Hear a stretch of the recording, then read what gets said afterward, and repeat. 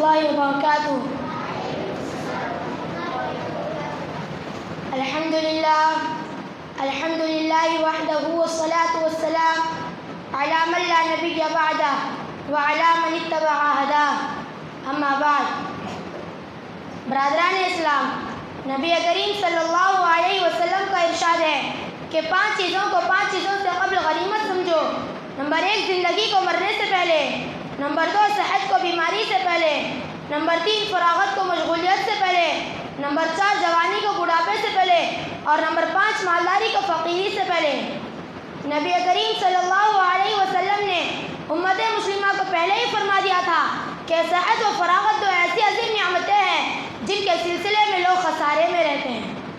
وقت بڑی قیمتی دولت ہے، اس سے جو فائدہ اٹھا سکتے ہو اٹھا لو. آج فراغت ہے، کل اپنے ساتھ بے شمار مشغولیتیں ہوں گی. آج صحت ہے، کل نامعلوم کسی بیماری کا شکار ہو جاؤ. آج زندہ، کل منو مٹی کے نیچے مدفون ہوں گے. اس لیے جو کچھ کرنا ہے کر لو، جو فائدہ اٹھانا ہے اٹھا لو. وہ دودھاری تلوار ہے، اگر تم نے اسے نہ کاٹا تو وہ تمہیں کاٹ ڈالے گی. عقل مندی کا تقاضا ہے کہ وقت کی قدر کرو. انسان دنیاوی دھندوں میں پھنس کر آخرت کو بھول جاتا ہے. دوستو، انسان دنیاوی چکر کے حصول کے لیے کولہو کے بیل کے مثل ہو جاتا ہے. خواب غفلت سے بیدار کرنے کے لیے انسان کو اپنے آپ کو پہچاننا اور وقت کی قدر کرنا چاہیے. انسان کو مختصر سی مدت کی مہلت دی گئی ہے. اس میں وہ جو کچھ بوئے گا آگے وہ اسی کی فصل کاٹے گا. یہ دنیا آخرت کی کھیتی ہے اور 4 دن کے اس عمر مستعار پر اگلی دائمی زندگی کا حال موقوف ہے. اس زندگی کے عمل سے وہ زندگی بنے گی. کسی نے کیا ہی خوب فرمایا ہے، یہ خاکی اپنی فطرت میں نہ نوری ہے نہ ناری ہے. غفلت کے اس گرداب سے نکلنے اور اصلی تعمیری مقصد میں حیات مستعار صرف کرنے کی طرف قرآن نے جا بجا انسان کی توجہ مبذول کرائی ہے. وَهُوَ الَّذِي جَعَلَ اللَّيْلَ وَالنَّهَارَ خِلْفَةً لِمَنْ أَرَادَ أَن يَذَّكَّرَ أَوْ أَرَادَ شُكُورًا. قرآن میں زمانے اور دن رات کے قسموں کے ساتھ مختلف اوقات کی قسمیں بھی ملتی ہیں. کہیں صبح کی اور کہیں ضحیٰ کی اور کہیں وقت عصر کی قسم کھائی گئی ہے. ان قسموں کا ایک بڑا مقصد پکار کر انسان کو وقت اور عمر عزیز کی گزرتی لہروں سے نفع اٹھانے اور پل پل لمحہ کو تول کر خرچ کرنے کی طرف توجہ دلانا ہے. علامہ سیوطی رحمۃ اللہ علیہ نے جمع الجوامع میں ایک حدیث نقل کی ہے. حضرت صلی اللہ علیہ وسلم نے فرمایا کہ جب ہر روز صبح کو جب آفتاب طلوع ہوتا ہے تو ایک منادی اعلان کرتا ہے، اگر آج کوئی بھلائی کر سکتا ہے تو کر لے، آج کے بعد میں پھر کبھی واپس نہیں لوٹوں گا.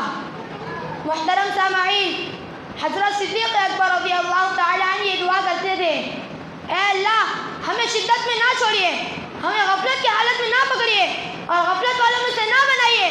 فرماتے تھے زمانے کی گردش ایک عجیب امر ہے، لیکن انسان کی غفلت اس سے کئی زیادہ عجیب ہے. انسان کو اپنے اس دن پر آنسو بہانے چاہیے جو اس کی عمر سے کم ہو جائے اس نے کوئی نیکی نہ کی ہو. حضرت عمر فاروق رضی اللہ تعالیٰ عنہ فرماتے تھے کہ میری طبیعت پہ بہت بڑی گرا گزرتی ہے کہ میں کسی کو بالکل فارغ دیکھوں کہ وہ نہ دین کے کام میں مشغول ہے اور نہ دنیا کے کام میں. حضرت علی رضی اللہ تعالیٰ عنہ فرماتے تھے یہ ایام تمہاری عمروں کے صحیفے ہیں، ان کو اچھے اعمال سے دوام بخشو. حضرت عبداللہ بن مسعود رضی اللہ تعالیٰ عنہ فرماتے تھے کہ میں اس دن سے زیادہ کسی چیز پر نادم نہیں ہوتا جو میری عمر سے کم ہو جائے اور اس میں میرے عمل کا اضافہ نہ ہو. ایک مشہور مثال ہے، الوقت اثمن من الذهب، یعنی وقت سونے سے بھی زیادہ قیمتی ہے، لیکن صرف ان لوگوں کے لیے ہے جو موضوعات کی قدر و قیمت محض خیال و تصور ہی کے ذریعے سے کر سکتے ہیں. لیکن جو لوگ پاکیزہ خیالات و نظریات اور اچھے افکار کے حامل ہوتے ہیں ان کے یہاں تو وقت کا مقام بہت گرا ہے، ان کے یہاں وقت کا مقام بہت بلند اور عرفہ ہے.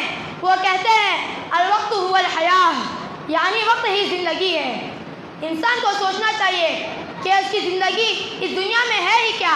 اس کی زندگی پیدائش اور موت کے درمیان غیر یقینی اور بے اندازہ وقفہ ہی تو ہے. سونا تو آنے جانے والی چیز ہے، وہ آج نکل جائے تو کل پھر بھی ہاتھ آ سکتا ہے، لیکن وقت نکل جائے تو کیسے آ سکتا ہے. وقت گزر جانے پر افسوس بے سود ہے. مشہور مثال ہے، پچھتائے کیا ہو جب چڑیا چگ گئی کھیت. موت پر اتنا افسوس نہیں ہوتا جتنا کہ وقت کے فوت ہو جانے پر. دوزخی یہی کہیں گے کہ خدایا پھر سے ہمیں ایک بار دنیا میں بھیج دے.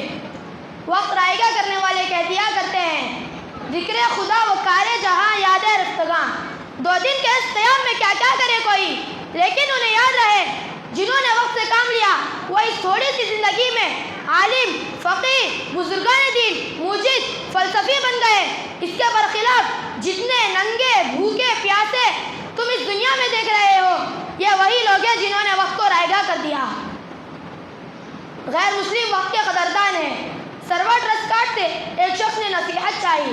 اس نے کہا ہوشیار ہو جاؤ اور اپنے دل میں کوئی ایسی رغبت پیدا نہ ہونے دو جو تمہیں وقت رائگاں کرنے والا بنا دے. جو کرنا ہے اسے فی الفور کرو, کام کے بعد آرام کی خواہش دل میں نہ آنے دو. فیسا غورت سے پوچھا کہ وقت کیا ہے؟ اس نے جواب دیا وقت اس دنیا کی روح ہے. دوستو, کسی معمر شخص سے اس کی وفات کے وقت دریافت کیا گیا کہ تمہیں اس دنیا کی زندگی کیسی لگی؟ اس نے کہا مجھے زندگی 2 دروازوں کے درمیان کا معمولی سا وقفہ معلوم ہوئی. ابھی ایک سے داخل ہوا تھا کہ جھپک سے دوسرے سے نکل بھی آیا ہوں.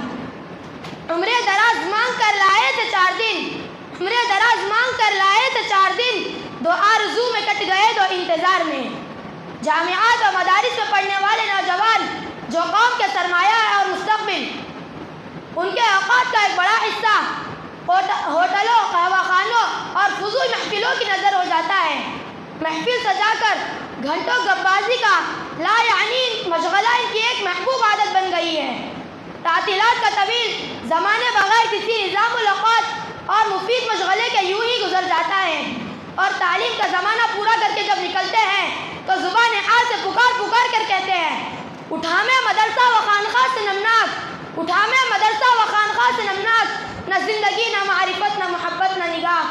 اللہ تعالی ہم لوگوں کو عمر کے لمحوں کو غنیمت جاننے کی توفیق عطا فرمائے. آمین. وما علینا الا البلاغ.